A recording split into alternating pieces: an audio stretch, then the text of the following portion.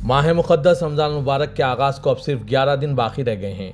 रमज़ान मुबारक की आमद से कबल शहर हैदराबाद के तकरीबन मसाजिदों में तैयारियां मुकम्मल हो गई है, लेकिन शहर हैदराबाद की तारीखी मक्का मस्जिद में अभी तक रमज़ान मुबारक के लिए कामों में कोई पेशरफ अमल में नहीं लाई गई। अभी मक्का मस्जिद के अंदरूनी हिस्सों में जाले नजर आ रहे हैं, सफाई का इंतजाम नहीं हुआ है, मस्जिद के दाखिली रास्तों में पानी बह रहा है, सहन में शेड का इंतजाम अभी तक अमल में नहीं लाया गया। पिछले कुछ दिन पहले रुकन असेंबली चार मीनार ने तमाम महकमों के ओहदेदारों के हमरा मक्का मस्जिद का मुआयना किया और तमाम काम फौरी तौर पर अमल में लाने की हिदायत भी दी थी, लेकिन अभी तक कोई पेशरफ्त अमल में नहीं लाई गई। अब सिर्फ 11 दिन बाकी रह गए हैं और ये तारीखी मक्का मस्जिद जहां रमज़ान मुबारक में शहर और अजला से लोग नमाज तरावी के लिए आते हैं, रोजदार रोजा इफ्तार के लिए मस्जिद के सहन में इफ्तार करते हैं, और ऐसे में इक़ामात में लापरवाही मायना क़ैद है। इतनी लापरवाही इंतजामिया और महकमा अक़लियती बहबूद की जानिब से पहली बार देखने में आ रही है। आज मक्का मस्जिद के इंतजामात के सिलसिले में एक और दौरा तफसीर इकबाल IPS स्पेशल ऑफिसर महकमा अक़लियती बहबूद और वक्फ बोर्ड के CEO के हमरा मुनक्किद हुआ और फिर एक मरतबा मक्का मस्जिद के अंदरूनी हालात का जायजा लिया गया और फिर तयक़्क़ुन दिया गया कि तमाम काम मुकम्मल कर लिए जाएंगे। अब देखना यह है कि काम रमज़ान मुबारक से कबल मुकम्मल कर लिए जाते हैं या फिर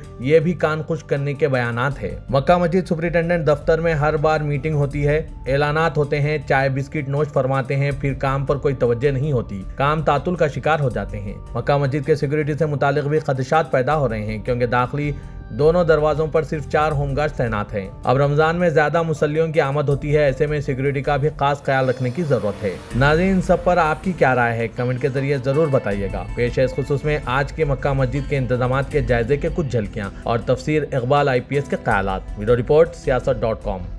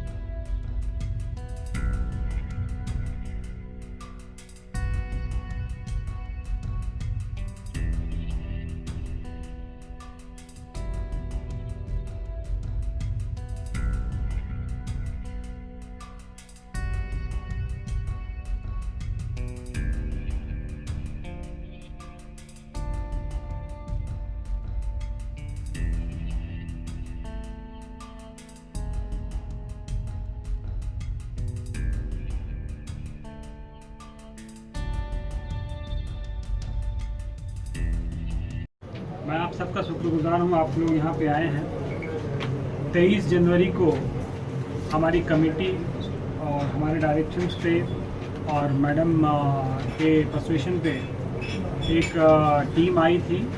उसमें DMW साहब थे, असिस्टेंट डायरेक्टर माइनॉरिटी वेलफेयर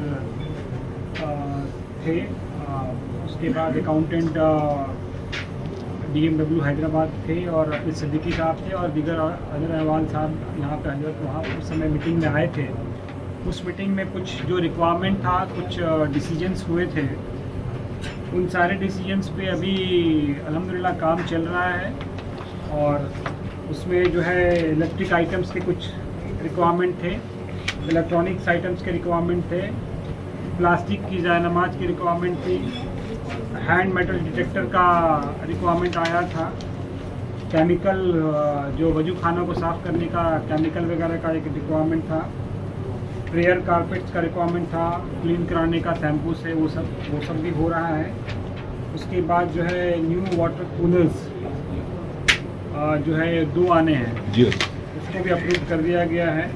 और मैं चाहूँगा कि जल्द से जल्द मैडम आप देखिए, इसको कंप्लीट करवाइए।